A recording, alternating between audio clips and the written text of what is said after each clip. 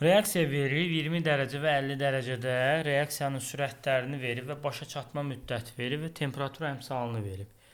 Deməli, burada bizə verilənlərdən T1 20 dərəcə Selsidir, T2 50 dərəcə Selsidir və T1 0,01 mol bölünsün litr bulsun saniyədir.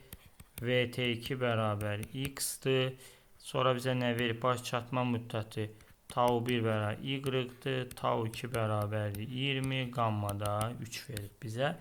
Deməli, biz burada nə edəcəyik? X-i tapmaq üçün. Yəni, VT2-ni, yəni X bərabərdir, düstur var idi. VT1 vurulsun, qamma üstü T2 çıx, T1 böl 10. O da bərabərdir. VT1 0,01'dir, vurulsun 3 üstü.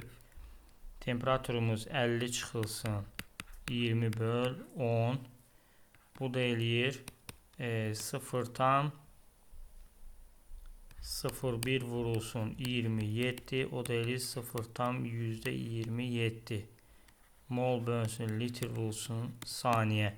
1'in həlli bu. X-i belə tapırıq. 2'nin həllində bizdən nə istəyir orada? Başa çatma müddəti Y-i soruşur. Belə bir düsturumuz var. VT2 bölünsün VT1 bərabərdir. Tau 1 bölünsün tau 2. Deməli, 0,27'ni bölürəm 0,1'ə. O da bərabərdir. Y-i da bölürəm 20'yə.